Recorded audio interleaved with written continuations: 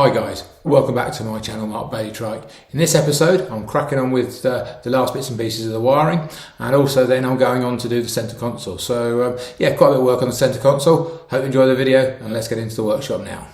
I'm on to my last few sensors now that I've got to fit, and one that has to go on is this little thing. It's called an air pressure sensor. I knew I was going to have to fit it. I had allowed for it because I've got this bolt here which I can take out, and what I'm going to have to do is get an adapter to go from here with a bit of pipe all the way down to probably around here, and it's a really unusual, well, not an unusual thread, but for a piece of pipe that's 3/8 UNC, not metric, and I'm having to dig around to see what I can find, and like all good blokes I have got a tray of odds and ends. I haven't got the exact thing that I need, but I have got this. As you see, it's got a bit for a pipe on it, probably a bit too long, needs shortening, and this thread is definitely not 3/8 UNC. But what I'm going to do is take this off, machine this down so it will be 3/8 UNC. So that's my next job on the lathe. Alright, my first attempt didn't work because there just wasn't enough meat to put a 3/8 thread on that, so fortunately that can go back in there, but I did have something that was pretty close. So as you can see, I've turned a 3/8 thread up.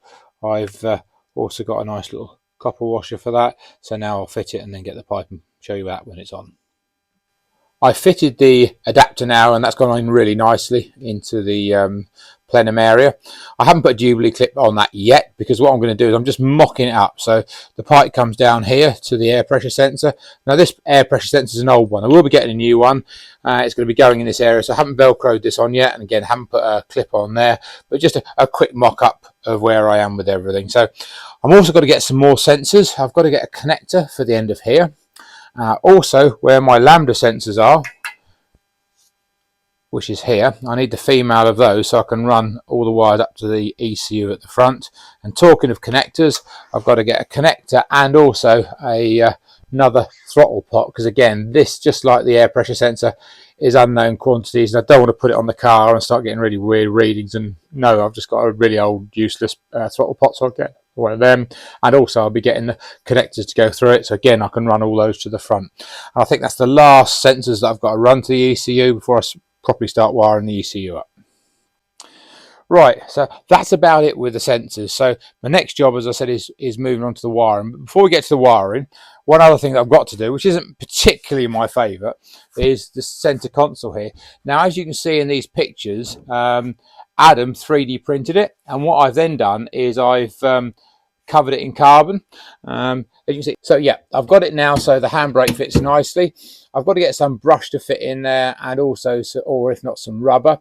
I've got a little cubby hole here where you can put keys, mobile phones, whatever. So that's got to be finished off, and again it needs a proper polish up and lacquer before it can go in. So not one of my favourite jobs doing this, but again something that's necessary and got to be done. So we're now going to move on to the wiring at the front.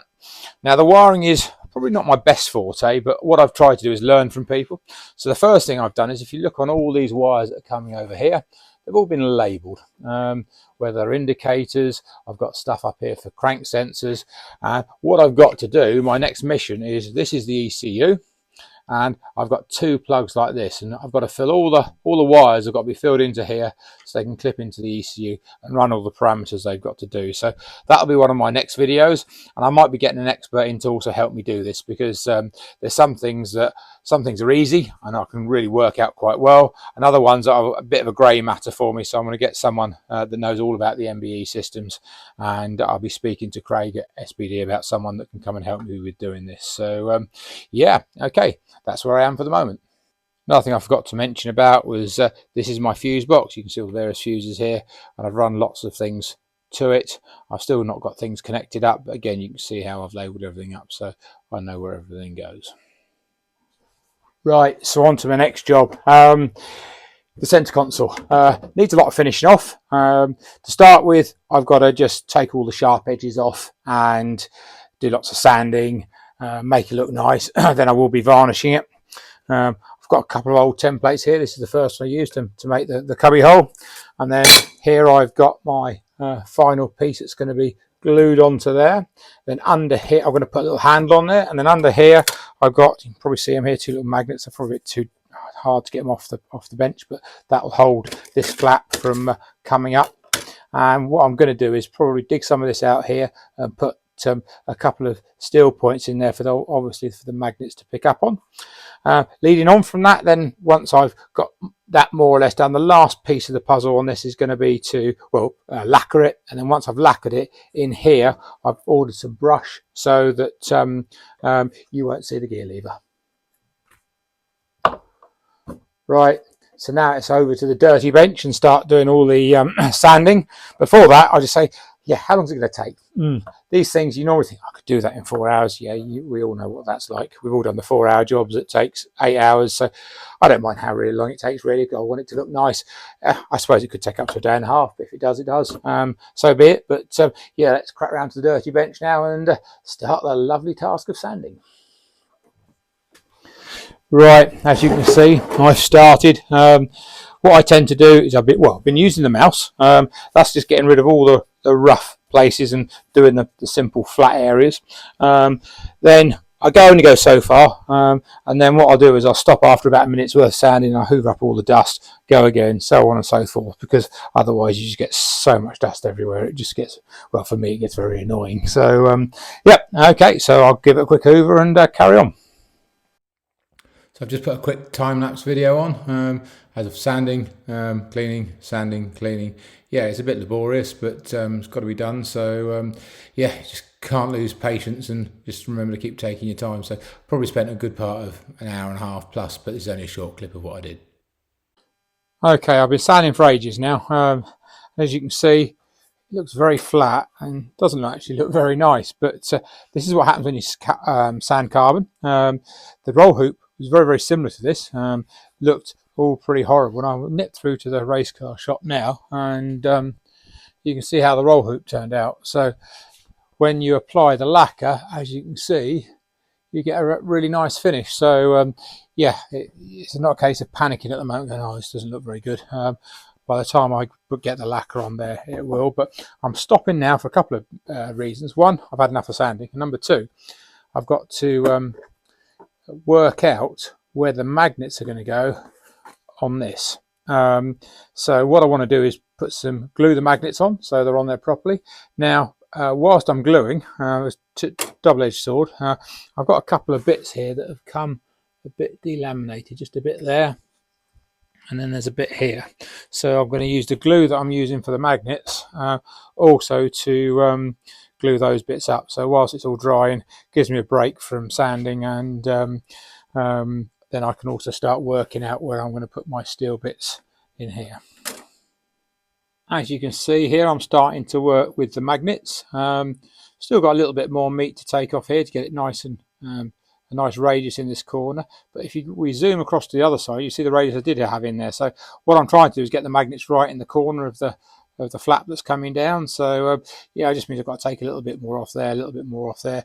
And the other thing, when I come to stick them on, I've got to be careful of is which way round to get the magnets. If I glue it on the wrong way round, it'll oppose rather than attract. So I've got to make sure that the magnets are attracting rather than opposing. Otherwise, I've got to take them off and do it again. So really got to keep it cautious on that one. Right, so I'm going to start gluing the magnets on shortly, but what I've done before that, I took a load of measurements, worked out where they should be roughly, then not worked out, they should have been accurate, but then I put some plasticine stroke blue tack around the magnet just to double check, because it's always worth double checking everything you do. So the best way to decide, if I just slide that down, I now know the magnets are hitting on the bottom there. I've got it really nice and flush there, and there is literally no side-to-side movement going across. So that's ready for me to now stick the magnets on. So what I'm going to do, very, very carefully, move one magnet away at a time, put some glue in where the magnet's sat, and then place the magnet back in the same place again. Leave it sort of the best part of an hour and a half, 2 hours. Hopefully the glue's dried by then, and then I can check it out.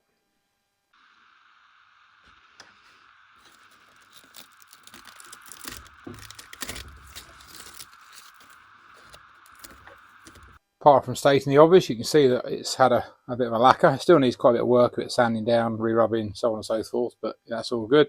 And yes, this has worked really well, as you can see.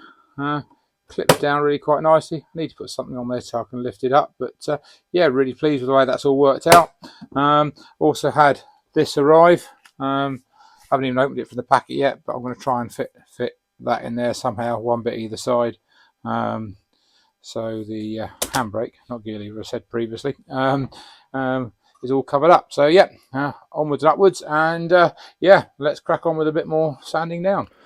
As we come to the end of the video now, I just thought I'd put up a couple of pictures of the car when it actually tested at Castle Combe back in 2003 with Alan Ellis driving it. So yeah, I hope you enjoyed this video, and please, the old usual, like and subscribe.